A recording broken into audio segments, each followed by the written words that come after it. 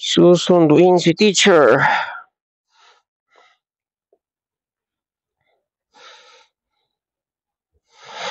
Gamit kong gloves is yung medyo discounted sa Shopee. Ito yung typical na pang motor. I think 245 to bili ko.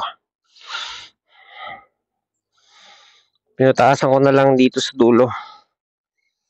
Yun, kasi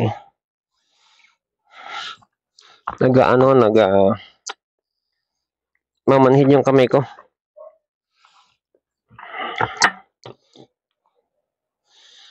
Masyado siyang sagad. So napansin ko pag namamanhid yung kamay,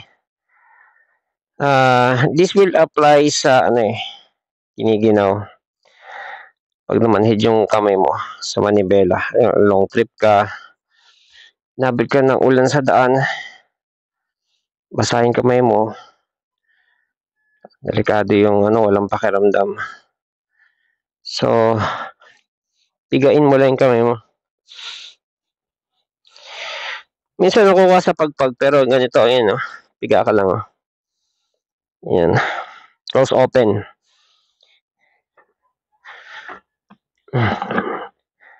Close, tapos open, hanggang sa mawala yung manhead.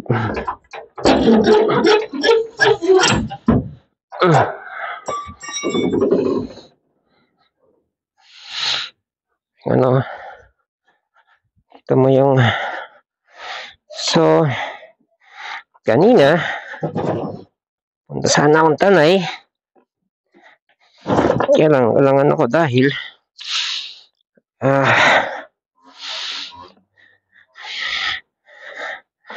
mag-charge sana. Excuse me. Charge sana ako. Hindi sana. Nag-charge talaga ako. Kasi ilang volts na lang yata yun. Malaki bawas. Parang alam ko, malis ako 78 eh. Bawasan pa. So yeah, malaki bawas.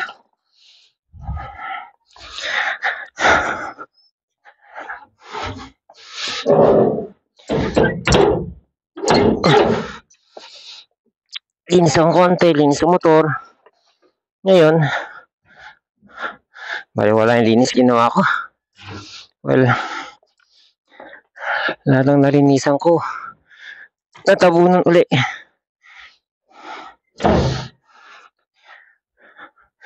Dahil mahangin, madahon. Mabuti na yan, at least bawasan yung layer ng dumi. So yeah, time check 3:35. Goal, makarating kay teacher ng 4 o'clock. Kaya hindi ba mataas yung aking ilaw? So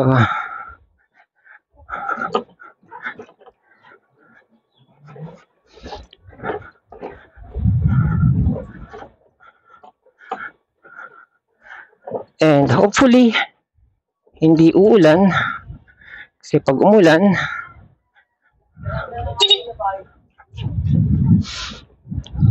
ligo. Teacher, ligo din. Pero ang pinaka mas ligo ako dahil ako nasa harap.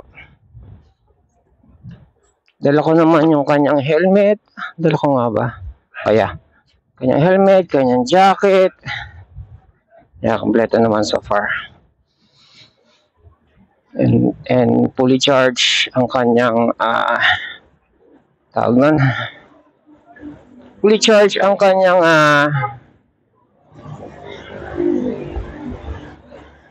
Radiocom. So we're all good. Pag nakakakita ako ng sumisemplang na nakamotor, yan, nakatulong yung yung pantalon, nakapantalon ka as compared sa naka-short.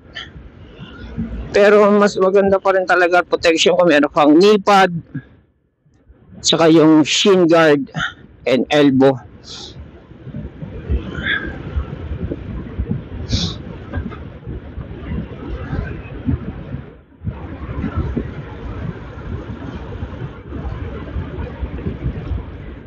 Nakakakita ako ng nakaganon eh. Yung nakamaong tapos merong knee pad. Meron ko yun, hanapin ko. Gamit ko yun sa sa airsoft pag nag-airsoft kami. Kasi sabi ko, bakit kailangan ng knee pad tsaka elbow pad? Tapos nung nagbabaran kami, abang-abang ganyan kasi merong sa airsoft merong abang, merong sugod. Abang means i-defend mo yung base mo. Yung isa naman sugod, ikaw yung susugod sa mga agaw ng bandera. So kapag abang ka, yung defense ka ng base, abang ka lang noon. Ang sakit sa sigo tsaka sa tuhod kasi nakadapa ka eh. Naabangan mo lang mga parating. So, palipat-lipat ka ng lugar. Pag nagbaril ka na, lipat ka ng lugar kasi na yung mo, tawag nun, known na yung pwesto mo, baka ka ma-retaliate. Lipat ka naman. So nakakatulong yung elbow pad. Lalo na syempre pag sumemplang ka.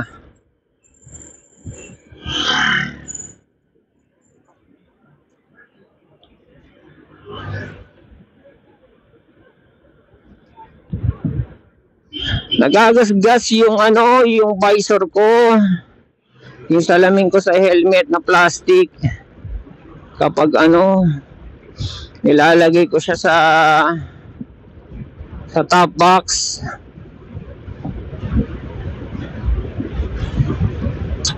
Wala akong choice eh. Woo!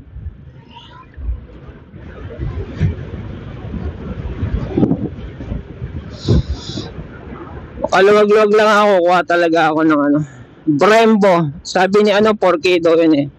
Brembo brake tapos yon installation. Siyempre magbibilid ka nun bagong install eh. Kaya installation nun?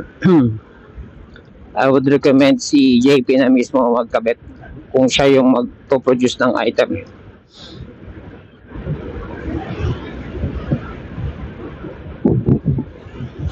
Kailangan ko magkabiyahe ng marami. Hindi na tuloy yung lakad ko ngayon Kaya ako umuwi, nagsaing, nagluto, kumain, naglinis, naligo, etc. Next thing you know, alas 12 na, oras na ako? Mag-alas 4 na nga. Nag-cellphone.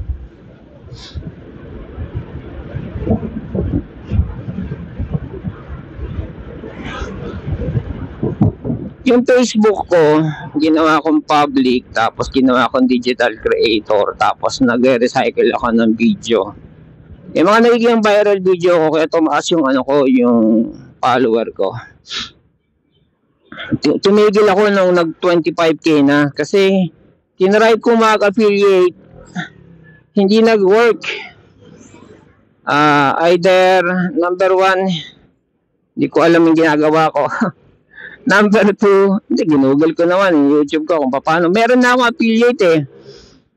Alam ko yung link na yon, ipe-paste mo sa post mo. Ganon. Yan ko, hindi pa ako nakakapag-update. Wala na ako nagba-viral na video eh. Mga viral video ko, mga recycle lang naman yan eh. Nataon lang yan na viral yung pinost ko. Yung repost ko.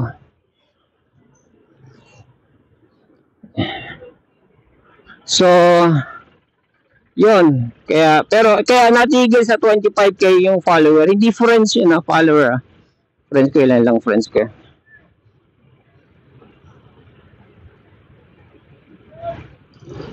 Woo!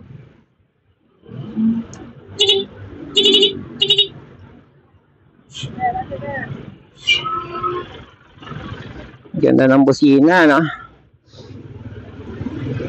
Stuck yun, stuck.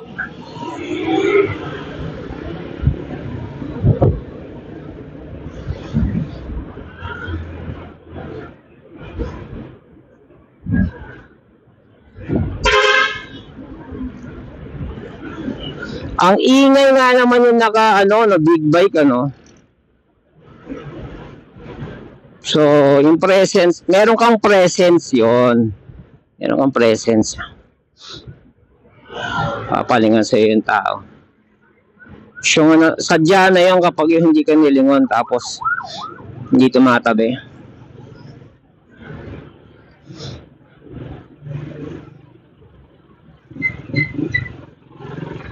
Sa akin kasi meron kami sensitive na thunders na kapitbahay kaya hindi pwede. Hindi nga big bike sa akin, 150 lang yan pero yung design niya parang big bike. Para siyang easy rider, parang mga Harley dating ganyan pero 150 lang.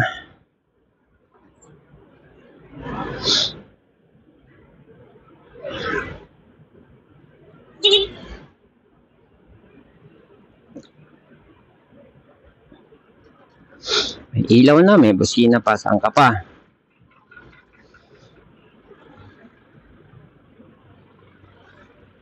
So, ganon. Hindi tayo kasya dyan. Hindi tayo.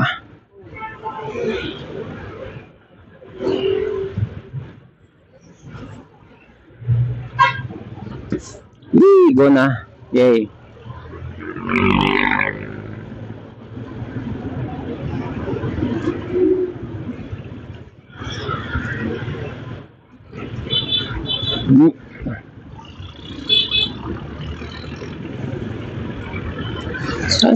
Saan siya kakaliwa?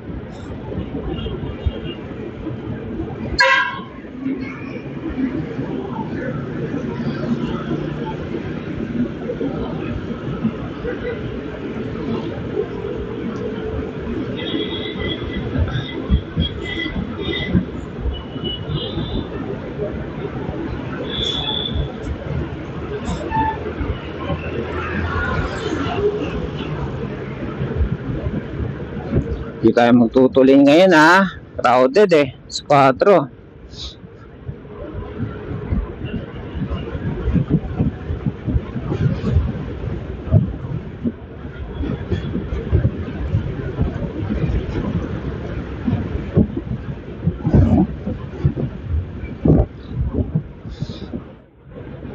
Pero elib din ako kay Motogib Ang lakas na yung loob na naka-short, naka-t-shirt, walang guantes, t-shirt. Tapos nagsishento. Although hindi accurate yung shento ng default nitong keso. Bilis pa rin bawasan mo lang ng kahit 20 ibawas mo 80 pa rin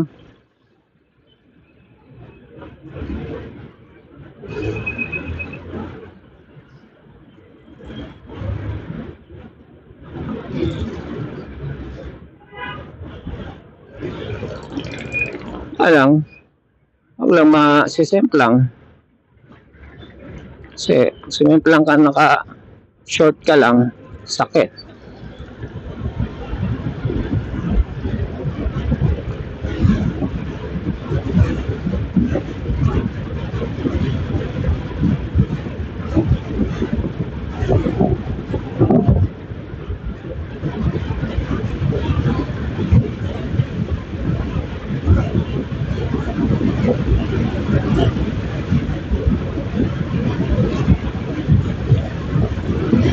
Ba't naka-red turn? Naka-left turn to. Naka-90 kaya ako. Ito lang yung pinakamabilis na yung buwelo na makakabuwelo the rest is wala na dito sa Marcos Highway. Maikli na. And delicates na, dikit-dikit Sipin pag nagtulin ako dyan tapos bumabig yan. Kaya, ingat. We go fast for fun. not not for anything else. For fun lang.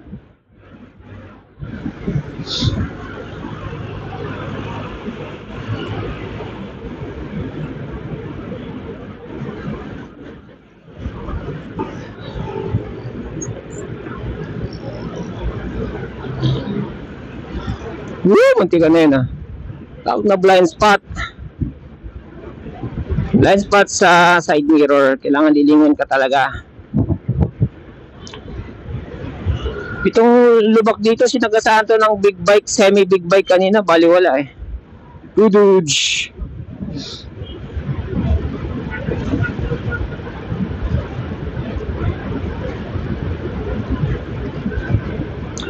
As per LTO exam, at least 100 meters, 50 to 100 meters, kung kakaliwa ka kanan ka, pwede ka nang sumignal. So, estimate mo na lang. Kasi kung masyadong malayo, tataka sa pupunta to. Kung masyado nang malapit, baka magulat, swerving ka na nun. Lalo na nag-swerve ka. So, just enough distance na na mawawarningan yung nasa likod mo.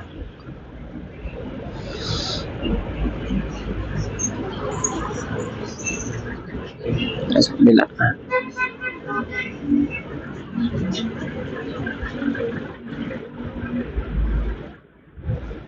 Yan, lingon-lingon. Sarap ng kain namin dito ng isang araw 2 days ago dyan sa may high rise. Kaano isa? 499, 400. Pinaka-favorite ko lang naman dyan yung pansit. Pansit na pansit na sotanghon na walang sabaw. Ano naman tawag doon? Yung matoyo. Parang maraming toyo.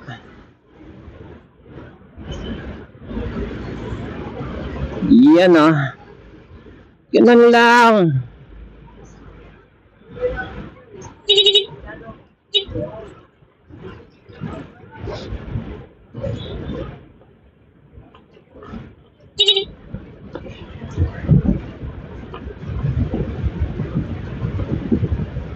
Sarap.